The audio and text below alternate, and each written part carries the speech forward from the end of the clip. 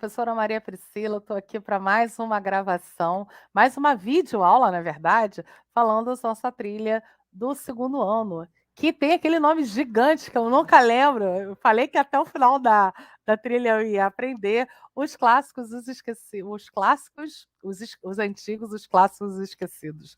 A gente está falando sobre essa trilha que é extremamente filosófica e consegue, através da filosofia, dialogar com a área das ciências humanas, que fala sobre história, sobre geografia, sobre filosofia. A gente está chegando na nossa reta final da nossa trilha, que é dividida em 4 unidades. A gente está chegando na nossa 4ª unidade. Hoje a gente inicia com o tema número 12. Então a gente bora lá para a gente começar a falar sobre a temática que vai falar sobre memória, né? E vai falar assim: quem vive de passado é museu.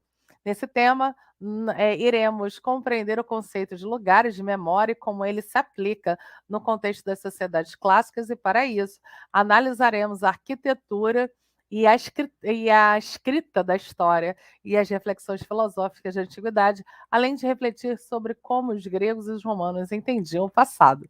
E para a gente poder falar sobre esse tema, né, a gente precisa que a gente deseja, né?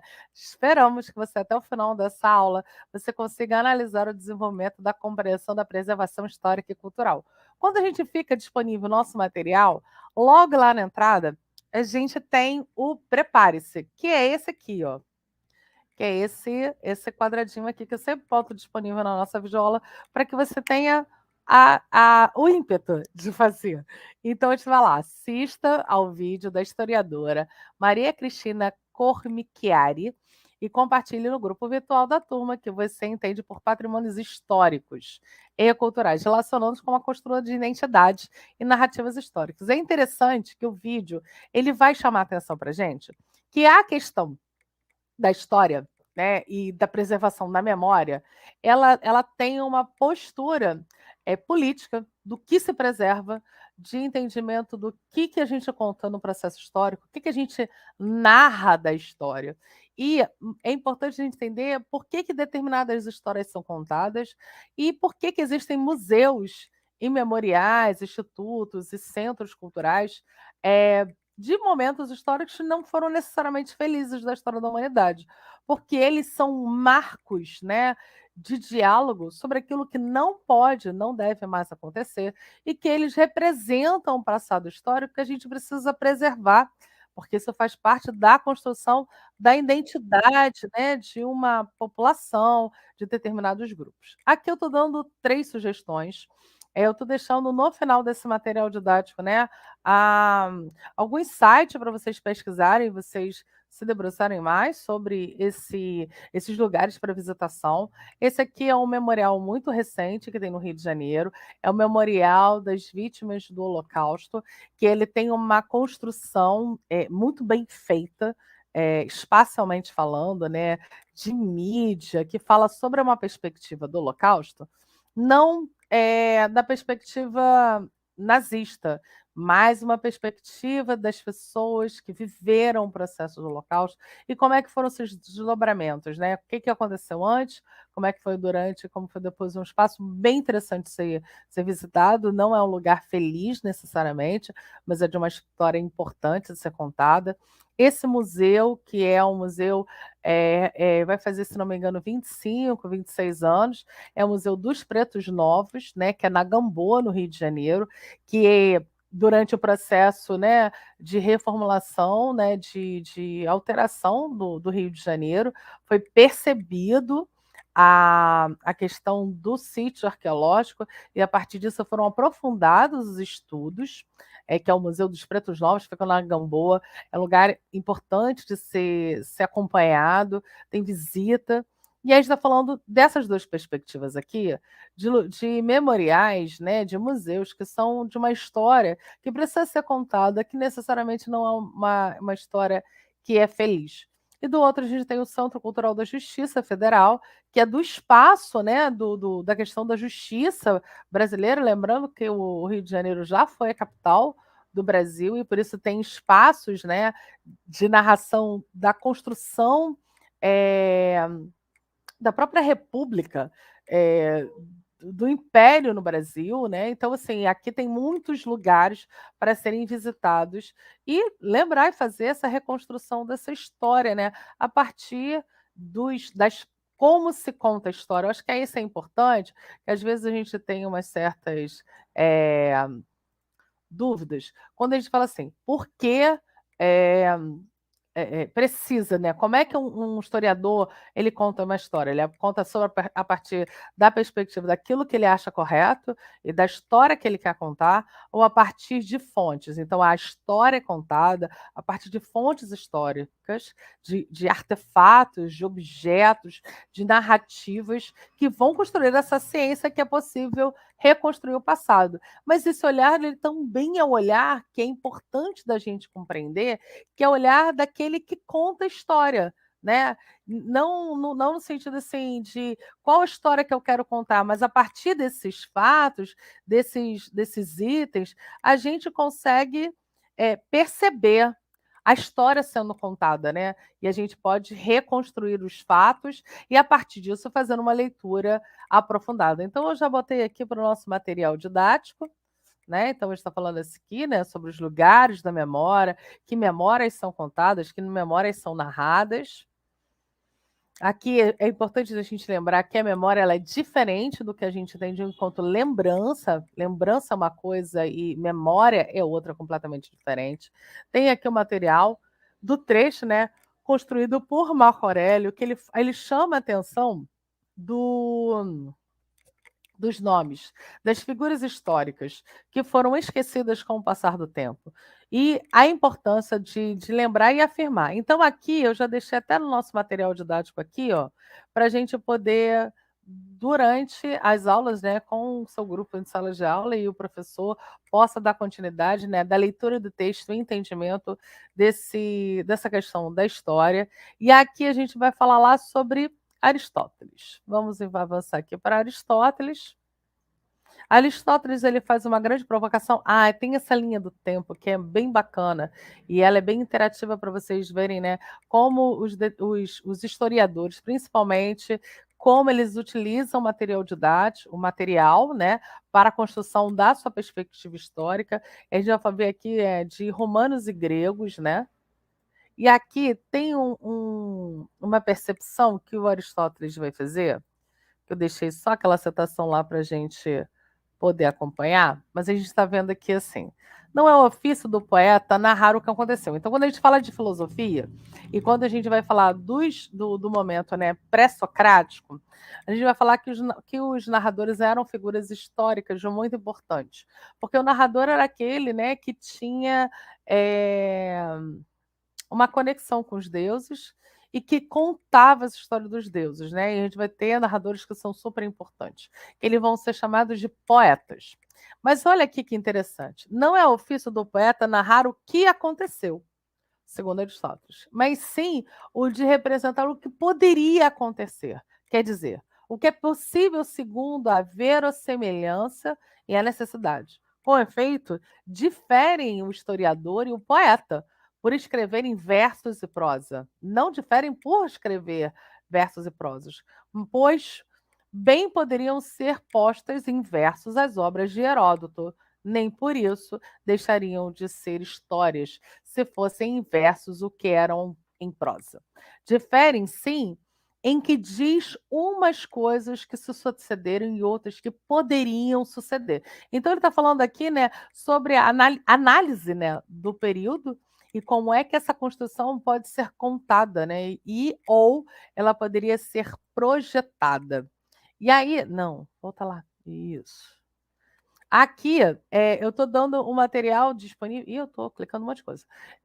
Lá que eu falei dos pretos novos. Eu quero avançar só aqui mais uma coisa, que é muito importante quando a gente se dá conta de que a história é contada pelos vencedores. E a maneira com que a história é contada, e a maneira com que ela é construída, porque ela é construída a partir desse processo que a gente está falando de memória e sobre a perspectiva do esquecimento, sobre aquilo que se quer esquecer e sobre aquilo que quer reafirmar. E quando a gente fala sobre o processo de reafirmamento, não é necessariamente da gente dizer que reafirmar significa vangloriar, mas sim da gente conseguir compreender que quando a gente afirma ou reafirma, a gente está narrando aquela história que a gente não quer que ela necessariamente aconteça de novo, que a gente precisa estar atento à construção histórica de uma nação e da identidade de um determinado povo, né? Então, por isso que quando a gente fala sobre a história, a gente precisa entender, olha aqui, ó, a transformação e o esquecimento são aspectos inevitáveis de uma sociedade, pois a mudança é parte essencial da existência humana. Por isso, o conhecimento sobre o passado se faz necessário. É por meio do que sabemos sobre os tempos e dos que organizamos as narrativas e encontramos a matéria para reflexão existencial e deixamos algum legado para gerações futuras, para a gente não a gente aprender com o passado e tentar fazer reconstruções. Aqui a gente vai falar sobre a questão do a história, a memória e os símbolos, né? Esse símbolo extremamente interessante que mostra sobre a pegada africana, né? Integra o Museu do Percurso Negro em Porto Alegre e tem o objetivo de dar visibilidade à história da população escravizada e de seus descendentes do Brasil. Acho que uma parte importante quando a gente fala desse processo histórico é necessariamente a gente não ver, né, a trajetória dos negros do Brasil apenas como a perspectiva dos escravizados, né, mas o quanto eles contribuíram para a construção de uma nação, da nossa história e de valores, né, e, e de uma sociedade que precisa reconhecer essa raiz, né, e por isso que a memória é um elemento importante.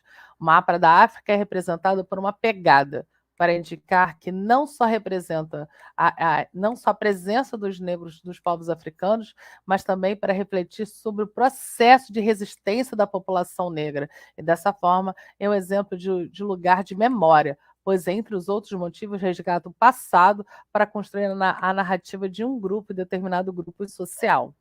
E aí, a gente vai ver aqui, por exemplo, como determinados elementos são construídos, né, e colocados no nosso cotidiano. Algumas imagens que representam os elementos presentes do cotidiano, né, que indicam existente muitas possibilidades de resgatar o passado. A primeira aqui, né, são instrumentos musicais, né, compostos por instrumentos musicais que representam a resistência à escravidão.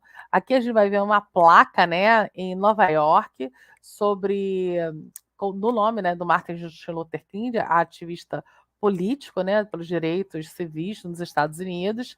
E aí a gente está vendo aqui um monumento dedicado a Harriet Tubman, né, que dedicou a sua vida à libertação dos povos escravizados dos Estados Unidos. O quanto que é importante a gente ver, né, marcos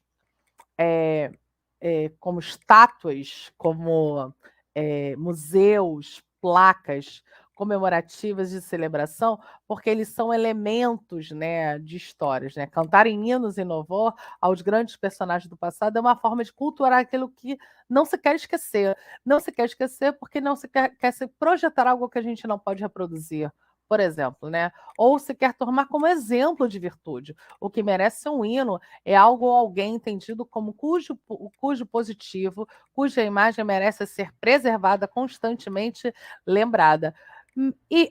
Por exemplo, a gente vai ver agora a questão aqui, né, do imperador Marco Aurélio, que ele fala sobre a questão da memória.